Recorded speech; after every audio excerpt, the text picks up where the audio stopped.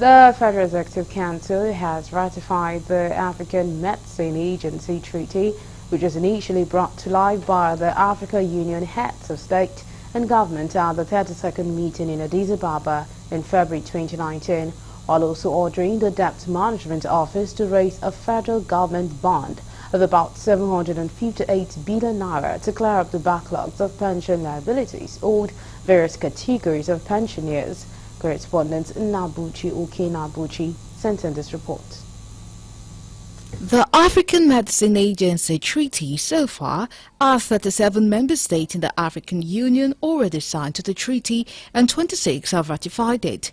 Minister of Health and Social Welfare Professor Ali Pate, who into these while briefing State House correspondents after the FEC meeting, said the treaty is to enhance the capacity of all state parties and improve the regulatory capacities regarding medical products, access to safe quality medical products and use of common standards. The import of this is, as we move in this direction, what we produce as part of our value chain expansion will have a much wider market. So we're expanding the market for potentially products that can be manufactured here. Just as other African countries, what they manufacture, we can also trade with them. As you know, we have a large population. We're working hard to industrialize medically and will produce. But what we produce will have access to these common standards, essentially making what is made in Nigeria potentially, over time, made in Africa. Still in the health sector, FEC also approved 6 contracts for major diagnostic equipment, namely 3 MRI equipment and 2 CT scan equipment in some federal university teaching hospitals across the country at the cost of 12 billion naira. Meanwhile, the Federal Executive Council has ordered the Debt Management Office to raise a federal government bond of about 7 billion naira to clear up the backlog of pension liabilities owed various categories of pensioners. Minister of Finance and Coordinating Minister for the Economy, Wale Edun, announced this while briefing the media after the FEC Council meeting.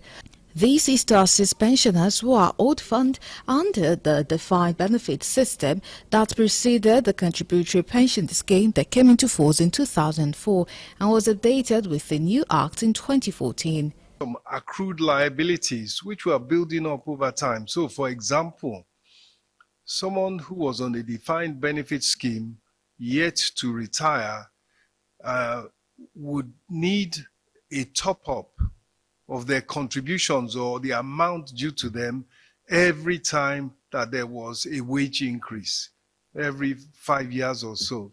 So these liabilities are built up to a point where it was not going to be easy to pay them down on an ongoing basis. The minister further revealed that FEC has ratified and approved a €30 million long-term concessional financing by French Development Agency, which is supporting student housing in conjunction with Family Homes Fund Limited as a partner and implementer.